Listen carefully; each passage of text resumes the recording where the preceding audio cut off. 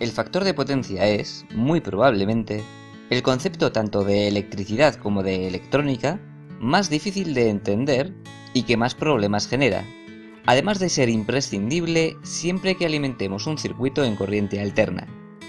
Por eso aquí vamos a verlo muy despacio y explicándolo de tres formas distintas, para que al terminar de ver este vídeo todos entendamos lo que es. El factor de potencia relaciona tres tipos de potencia: la potencia activa, la potencia reactiva y la potencia aparente. Así que lo primero va a ser entender qué son estas tres cosas. La potencia activa. Cualquier aparato eléctrico, al funcionar, consume potencia, ya sea una bombilla, un termo, un motor. Si está funcionando, está extrayendo en cada segundo una cierta cantidad de energía, que es la que está utilizando para funcionar.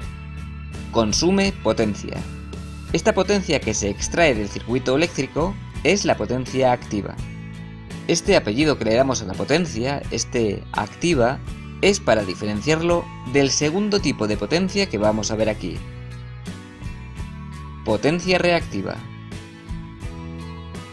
Cuando alimentamos en corriente continua un circuito en el que hay bobinas y condensadores, no pasa nada especial con la potencia, porque en corriente continua una bobina no es más que un cable largo y un condensador no es más que un interruptor abierto. Pero en corriente alterna la cosa cambia, ya que tanto las bobinas como los condensadores, cuando se les alimenta en corriente alterna, son capaces de acumular energía en su interior.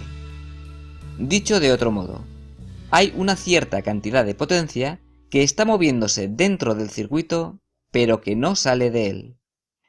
En un circuito alimentado en corriente alterna, en el que hay bobinas y condensadores, hay en su interior una cierta cantidad de energía que está viajando desde las bobinas hasta los condensadores y desde los condensadores hasta las bobinas. Este viaje de la una al otro y del otro a la una sucede 2 veces por cada ciclo de onda. Es decir, que si estamos alimentando al circuito con una frecuencia de 50 Hz, el viaje completo de la energía sucede 100 veces por segundo. Esta potencia que está viajando dentro del circuito, pero que no sale de él, es la llamada potencia reactiva. Por poner un ejemplo real, todo motor eléctrico es una bobina muy gorda, así que un motor eléctrico funcionando consume potencia activa, que es la que está transformando en movimiento, pero también consume potencia reactiva, ya que para funcionar necesita estar absorbiendo y devolviendo de la red una cierta cantidad de energía. Nosotros decimos que los motores consumen potencia activa y también potencia reactiva, aunque en el caso de la reactiva no hay un verdadero consumo, ya que primero extrae energía de la red y luego la devuelve. Pero como este fenómeno es un problema, usamos la palabra consumo. El hecho de que lo llamemos consumo hace que mucha gente se líe y no entienda bien de qué trata la energía reactiva, aunque tiene bastante sentido que se use la palabra consumo, no solo con la potencia activa, sino también con la potencia reactiva. Potencia aparente. Ya sabemos que en los circuitos alimentados en corriente alterna tenemos una potencia activa, que es la que los aparatos eléctricos extraen del circuito, y una potencia reactiva, que no llega a salir del circuito eléctrico, pero que está ahí, viajando de los condensadores a las inductancias y de las inductancias a los condensadores. ¿Qué pasa con los cables que unen las bobinas con los condensadores? ¿Cuánta potencia los atraviesa? Pues por los cables de circuito eléctrico está pasando toda la potencia activa y también toda la potencia reactiva. Tanto la potencia que se está usando por los aparatos eléctricos como la que está viajando dentro del circuito atraviesa a los cables, así que los cables tienen que ser capaces de soportar las dos potencias juntas sin quemarse. La potencia que están soportando los cables es la llamada potencia aparente. El primer impulso nos puede llevar a pensar que la potencia aparente será, simplemente, la suma aritmética de las potencias activa y reactiva, pero sorprendentemente no es así. No es así porque todo esto solo sucede en corriente alterna, donde nuestras magnitudes no son números, son ondas. Y cuando las ondas se suman, suceden cosas que no son nada evidentes. Entendiendo las ondas. Para que esto quede claro, voy a mostraros 4 ejemplos distintos. El primero es una resistencia alimentada por 1 voltio a la que atraviesa 1 amperio. Pero ojo, que estos valores son de pico. Para poder hacer cálculos tenemos que usar los valores eficaces, que se consiguen después de hacer un cálculo. Dejo un enlace al vídeo sobre el valor eficaz. En esta gráfica la línea azul que representa el voltaje no se ve porque es igual que la onda roja de la corriente, y por eso queda oculta, pero está ahí. En lo que tenemos que fijarnos es que como la resistencia no acumula energía en su interior, la onda de corriente va en fase con la onda de tensión. Para poder ver la potencia que esa resistencia transforma en calor, usamos la ley de Joule, que nos dice simplemente que tenemos que multiplicar la tensión por el voltaje. Yo la he dibujado ahí en color blanco. Vemos que la potencia es una onda sinusoidal del doble de frecuencia de la alimentación. Aunque esto no nos importa mucho. Lo que sí es muy importante es que esta onda es en todo momento positiva. Esto significa que la resistencia está en todo momento sacando energía del circuito. Veamos ahora esto mismo, pero con una bobina. La bobina sí que es capaz de acumular energía en su interior. La manera concreta en que acumula energía provoca que la corriente salga 90 grados retrasada respecto de la tensión. Cuando multiplicamos las ondas de tensión y corriente, según nos dice la ley de Joule, obtenemos la onda de potencia de esa bobina, y vemos que se parece mucho a lo que pasaba con la resistencia. Pero hay una diferencia muy importante, y es que la onda de potencias está ahora más abajo. Ya no es todo el rato positiva, ahora está la mitad del tiempo positiva y la mitad del tiempo negativa. Y eso significa que la mitad del tiempo está sacando energía del circuito y la otra mitad del tiempo está metiéndosela. En concreto, cuando la potencia es positiva, saca energía del circuito, y cuando es negativa, la mete. Cuando la potencia es positiva, se comporta como un pasivo, y cuando la potencia es negativa, se comporta como un activo. Vamos con el condensador. Esto se parece mucho a la bobina porque el condensador también acumula energía en su interior. La corriente también está a 90 grados desfasada respecto de la tensión. La potencia también sale la mitad del tiempo positiva y la mitad del tiempo negativa. ¿Dónde está la diferencia? Este es buen momento para que paréis el vídeo e intentéis entender la diferencia de comportamiento mirando las dos gráficas.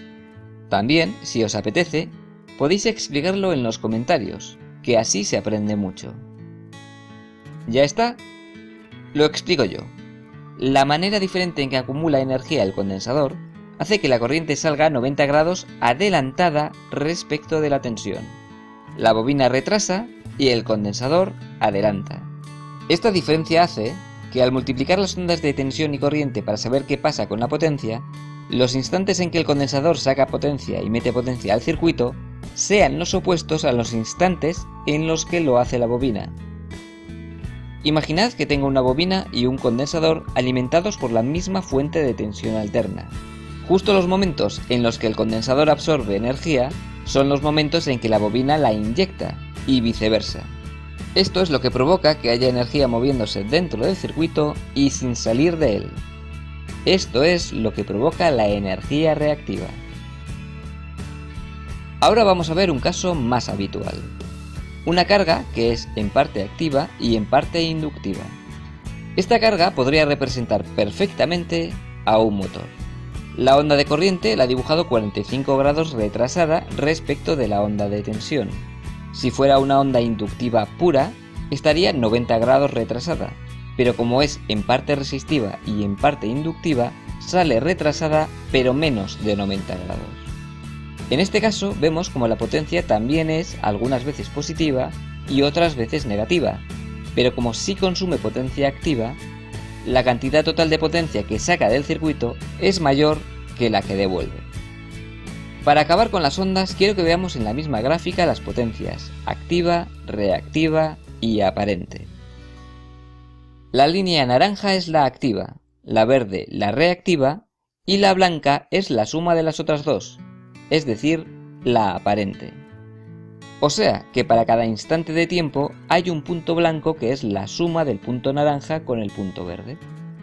Como es claro y notorio, la onda blanca tiene la misma frecuencia que las otras dos, pero como la potencia activa y la reactiva no están en fase, la aparente no es la suma aritmética de las otras dos.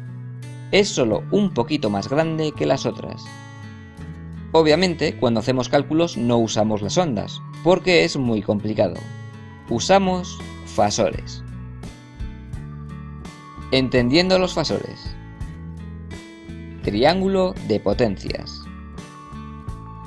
La potencia eléctrica se calcula simplemente multiplicando la tensión por la intensidad. Cuando multiplicamos los fasores de tensiones y corrientes para calcular las diferentes potencias, nos sale un triángulo como el que tenemos ahí. En el eje horizontal nos queda el fasor para la potencia activa, que se mide en vatios. En el eje vertical nos queda el fasor para la potencia reactiva, que se mide en voltiamperios reactivos. Y la suma de esos dos fasores, que nos queda en diagonal, es el fasor para la potencia aparente, que se mide en voltiamperios. Hay que recordar que potencia aparente y potencia reactiva son cosas distintas, y por eso se miden con unidades distintas.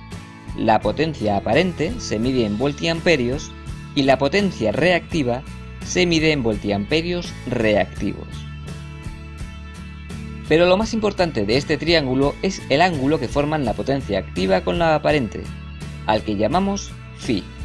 El factor de potencia es, precisamente, el coseno de ese ángulo, el coseno de phi. Si ese ángulo fuera de 0 grados, no habría potencia reactiva, y el coseno de phi sería 1. Esto es lo que nos gustaría que pasara siempre. Si ese ángulo fuera de 90 grados, no habría potencia activa, y todo sería reactiva. En ese caso, el coseno de phi sería de 0. Esto es lo que nunca queremos que pase. Así que el factor de potencia, también llamado coseno de phi, es un número entre 0 y 1, que nos habla de la relación entre la potencia activa y la reactiva. Depende de lo que estemos haciendo, pero en general, un coseno de phi inferior a 0,8 ya decimos que es un factor de potencia malo. Este diagrama fasorial de aquí corresponde con una carga inductiva. Por eso, el fasor para la potencia reactiva apunta hacia arriba. Si fuera una carga capacitiva, el fasor para la potencia reactiva apuntaría hacia abajo.